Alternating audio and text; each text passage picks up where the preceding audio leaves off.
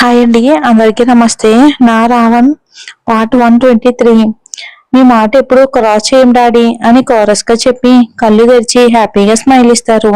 అప్పుడు గాని అందరూ ఊపిరి పీల్చుకోలేదు. ధృవకైతే ఏకంగా ప్రాణం తిరిగి వచ్చినట్టు అయింది. పిల్లల్ని అలా చూడగానే ఎంతగా అల్లాడిపోయాడు అంటే అది మాటల్లో వర్ణించలేనిది. ఇంకా తన వల్లే ఇదంతా జరిగింది అనుకోగానే ఎందుకు ఈ బ్రతుకు అనిపించింది. ఒకవేళ తన అన్న చేసిన సాహసంలో పిల్లలకి ఏమైనా జరిగితే అలా ఊహించుకోగానే ధృవకైతే ఊపిరి ఆగిపోయినట్టే అనిపించింది. సిద్ధుకి కూడా ఒక క్షణం అలాగే అనిపించింది. ఇక తన వాయిస్ విన్నా కూడా పిల్లలు లేవకపోయేసరికి గుండె ఎంత వేగంగా కొట్టుకుంది అంటే ఆ సౌండ్ బయటికి వినిపించే అంతలా కొట్టుకుంది.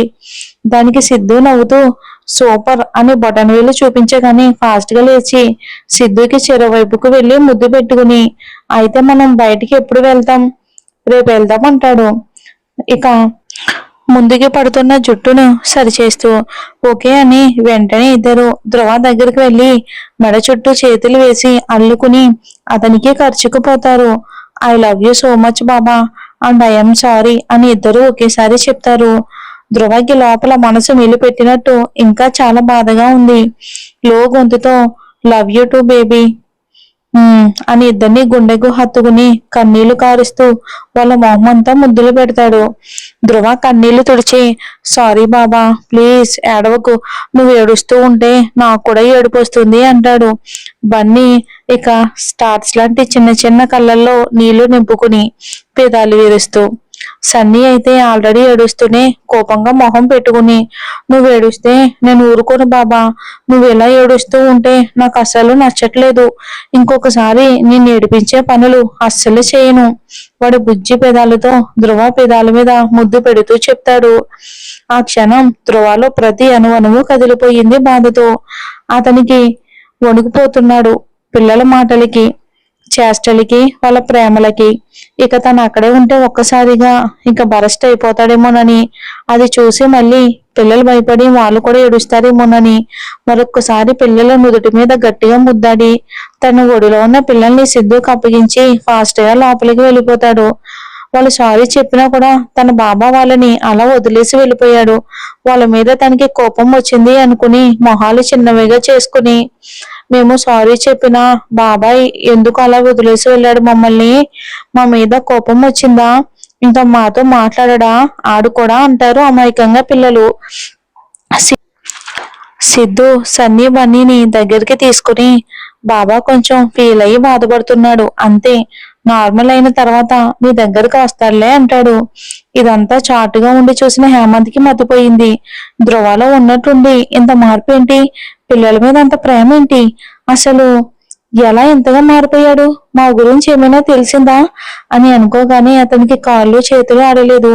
ఈ విషయం వెంటనే బోనాకి చెప్పాలి అని ధృవ అక్కడ ఉండగానే ఫాస్ట్ గా లోపలికి వెళ్ళి పడుకొని ఉన్న బోనాన్ని లేపి కొడుకు చేస్తున్న ఘనకార్యం తెలియక ప్రశాంతంగా పడుకుంటున్నావా, ఒక్కసారి అక్కడ జరుగుతున్న విషయం చూడు. అసలే చిరాకులో ఉన్న బోన ఏంటని అని పిచ్చివాగుడు, పిచ్చి నాది కాదు నీది, ఒకసారి చూడు, నీ కొడుకుని గుడ్డిగా నమ్మి నువ్వు పిచ్చిదాని అయిపోయావు. మొన్నవాడు ఎందుకు అలా ఉన్నాడు, వాడిలో ఏదో మార్పు కనిపిస్తుంది, వాడి మీద అనుమానంగా ఉంది అంటే ఏదేదో చెప్పి నా నోరు ముయించావుగా. ఇక్కడ అన్నదమ్ముల రక్త సంబంధం ప్రేమ చూపిస్తూ ఉంటే నాకు కళ్ళు తిరిగిపోతున్నాయి. ఒకసారి నువ్వు కూడా వచ్చి తలెద్దుగానివిరా చూడు, 100 మందితో సమానమైన నీ కొడుకుని అడ్డుగా పెట్టుకుని ఆ సిద్ధుగాడు అడ్డు తలెద్దాం అనుకుంటున్నాడు. కానీ వాడే మారిపోతే ఇక మనకు అండెవరు, ఆ సిద్ధుగాడికి ఎదురు వెళ్ళేవారు ఎవరు అని వాపోతాడు హేమంత్. అసలు నువ్వు ఏం చూసి ఇలా వాగుతున్నావు, ధృవ మారడం ఏంటి, నీకేమైనా పిచ్చి పట్టిందా ఏంటి, అయ్యో బోనా చెప్తుంటే నమ్మవేంటి, నీ కళ్ళతో చూస్తేనే గాని నమ్మేలా లేవు రా అని వెనికి డోర్ నుంచి గార్డెన్ లోకి తీసుకొచ్చి అక్కడ జరిగే సీన్ చూడు అంటాడు. బోనా స్విమ్మింగ్ పూల్ వైపు చూసి చేతులు కట్టుకుని హేమంత్ వైపు కోపంగా చూస్తుంది. ఏంటి నా వైపు కోపంగా చూస్తున్నావు, వెళ్ళి అదేదో నీ కొడుకు మీద చూపించు ఈ కోపం అంతా, నిలది ఎందుకు ఇలా చేస్తున్నాడో అని అంటాడు హేమంత్.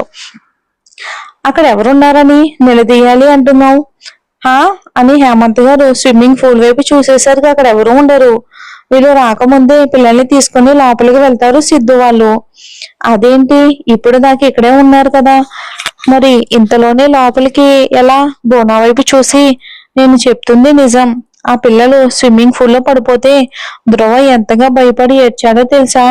అదేదో వాడ పిల్లలు అయినట్టు అంటాడు. అన్నయ్య, నేను అసలే చిరాకులో ఉన్నాను.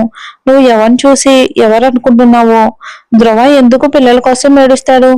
ఒకవేళ నువ్వు చిన్నాని చూసి ధ్రువ అనుకున్నావేమో అని బోనా విసుగ్గా లోపలికి వెళ్ళిపోతుంది. ఇక అదంతా చూసినా కూడా హేమంత్ కన్ఫ్యూజ్ అయిపోతాడు ఒక్కసారిగా. అంతేనంటావా? నేనే కన్ఫ్యూజ్ అయ్యానంటావా? సూరజ్ ని చూసి ధ్రువ అనుకున్నానా? అలాగే అనుకుని ఉంటానులే.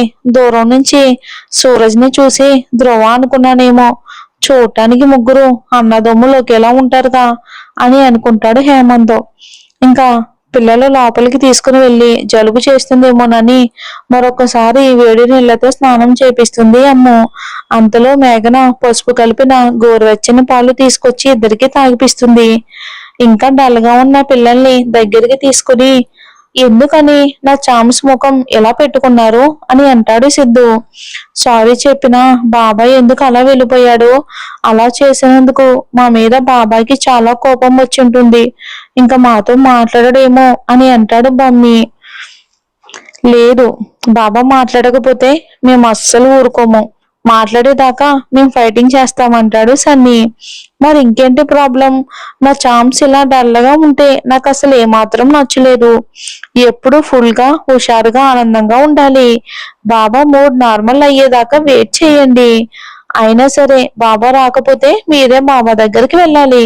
మీ అల్లరితో మీ బాబా మూడు సెట్ చేసేయాలి అని నా చామ్స్ ముద్దు ముద్దు మాటలతో అల్లరితో ఎవరినైనా వాళ్ళ వైపుకు తిప్పుకుంటారు అని వాళ్ళని ముద్దు చేస్తూ మాటల్లో పెట్టి వాళ్ళతో కొంచెం సేపు ఆడుకుని వాళ్ళని బాధపడనీయకుండా చేస్తాడు. ఇక అలా రూమ్ లోకి వెళ్ళిన ధ్రువ సరాసరి వాష్రూమ్ లోకి వెళ్ళి షవర్ ఆన్ చేసి దాని కింద అలాగే నిలబడి ఉండిపోతాడు.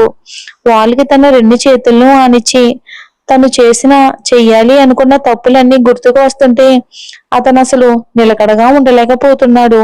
బాధతో నిలువెల్లా దహించుకుపోతున్నాడు ధ్రువ. మనం ఏదైనా తప్పు చేసినప్పుడు అది తప్పు అని తెలుసుకున్నప్పుడు దానికన్నా పెద్ద ప్రాయశ్చిత్తం ఏముంటుంది? పదే పదే సిద్ధు, అమ్ము పిల్లలు తన కళ్ళ ముందు మెదులుతూ ఉంటే బాధతో అలాగే ఎంతసేపు నిలబడి ఉన్నాడో అతనికే తెలీదు. ఎప్పటికో బయటకు వచ్చి బెడ్ మీద కూలబడిపోతాడు. బరువైన మనసు ఎన్నో ఆలోచనలతో నరాలన్నీ చిట్లు పోయేలా తల నొప్పొస్తూ ఉంటే ఇంకెలాగే ఉంటే రాత్రంతా తను నిద్రపోయేలా లేడు అని సెల్ఫ్ లో ఉన్న ఫుల్ బాటిల్ తీసుకుని తాగేశాడు. అయినా సరే మొత్తం ఎక్కట్లేదు. ఇక బెడ్ మీద పడిపోయాడు. ఇక భోజనాల టైంలో కూడా ధ్రువ కిందకి రాకపోయేసరికి తను చాలా డిస్టర్బ్ అయ్యాడు అనుకుంటాడు సిద్ధు. ఇంకా ఇక తను బాధపడకుండా రేపు ఉదయం మాట్లాడాలి అనుకుంటాడు సిద్ధు. అర్ధరాత్రి అయినా మేఘనకు నిద్ర పట్టడం లేదు. ధ్రువ తన దగ్గరకు వస్తాడేమోనని చూస్తూ కూర్చుంది.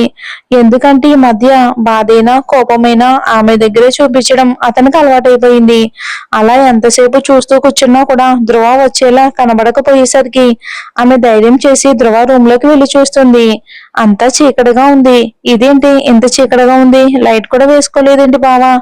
అసలు ఇంత చీకట్లో ఏం చేస్తున్నాడు అని కంగారుగా స్విచ్లు ఎక్కడున్నాయో వెతికి లైట్ వేసి ధ్రువ ఎక్కడున్నాడో చూసిన మేఘన ఒక్కసారిగా భయంతో బిగుసుకుపోతుంది.